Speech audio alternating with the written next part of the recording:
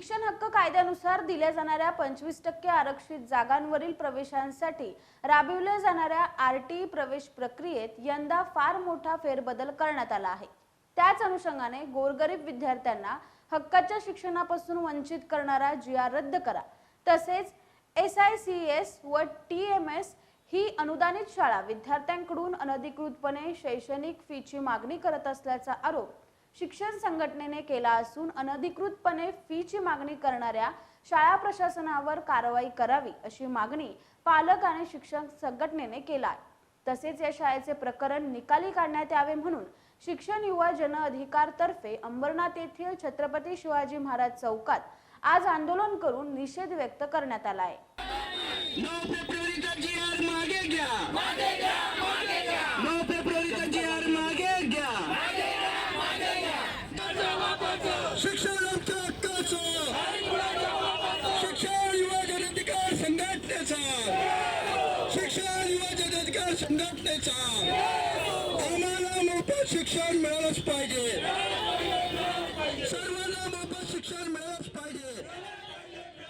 नमस्कार, माझं नाव राकेश देशमुख, शिक्षण युवा जन अधिकार संघटनेचा अध्यक्ष आहे। गेल्या काही हप्त्यांमध्ये स्टेट गव्हर्नमेंटने आरटी कायद्याबाबत दुरुस्ती करून त्याचा एक जीआर आणलेला आहे। त्याच्यामध्ये 9 फेब्रुवारीच्या जीआरमध्ये उल्लेख केलेला आहे की ज्या शाळा आरटीमध्ये पहिल्या होत होत्या खाजगी शाळा, त्यांच्या 1 किलोमीटरच्या परिसरामध्ये जर का कुठल्या अनुदानित किंवा शासकीय शाळा असतील तर त्या शाळा वगळण्यात येतील। आता तसं म्हटलं तर अंबरनाथमध्ये एकही शाळा आरटी अंतर्गत येणार नाही, काही 1-2 शाळा वगळल्या तर।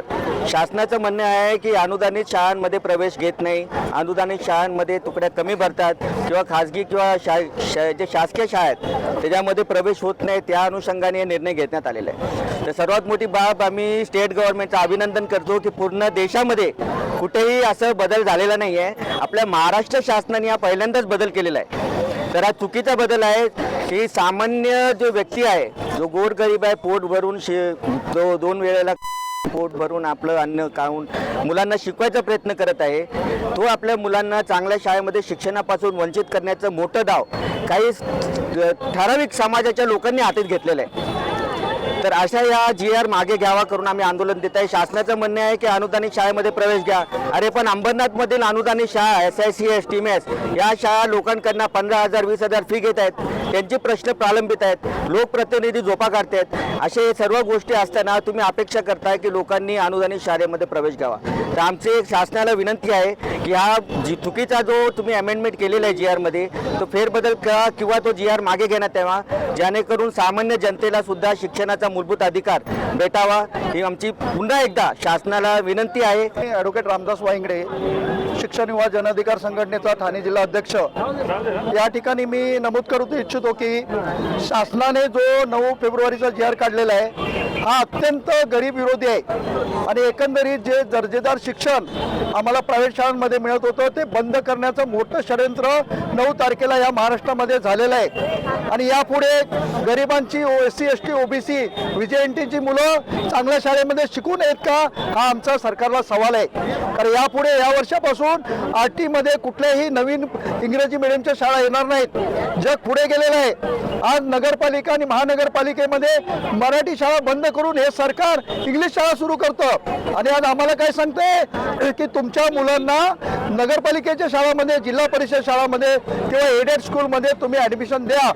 आमचा त्यांना सवाल आहे की तुम्ही काय परिस्थिती त्याची करून ठेवलेली आहे। जे शाळा आहेत नगरपालिकेच्या किंवा जिल्हा परिषदेच्या ते अत्यंत भकास करून ठेवलेले आहेत की कुठल्याही प्रकारे हे शिक्षण बंद झालं पाहिजेत। आज तुम्ही बघा एकंदरीत ही सगळी जी व्यवस्था केलेली आहे शिक्षणाची ही गरिबांसाठी कुठेच ठेवलेली नाही। जर गरिबांसाठी सरकारने चांगलं शिक्षण जर दिलं असतं तर आम्ही प्रायव्हेट शाळांमध्ये आमची मुलं कशासाठी घातली असती, परंतु आता शिक्षण एकदम रद्द करून ठेवायचं आणि आम्हाला सांगायचं तिथे शिक्षण घ्या। मला दुसरा प्रश्न आहे की या शाळांमध्ये लिमिटेड सीट्स आहेत। जर एका शाळेमध्ये 50 वर्ग आहेत आणि ते 50 वर्ग दरवर्षी भरवले जात आहेत तर तुम्ही या 25% कुठे देणार? दुसरं एक गोष्ट की ज्या शाळांमध्ये अगोदरच फ्रीमध्ये शिक्षण आहे त्या ठिकाणी तुम्ही काय शिक्षण देणार?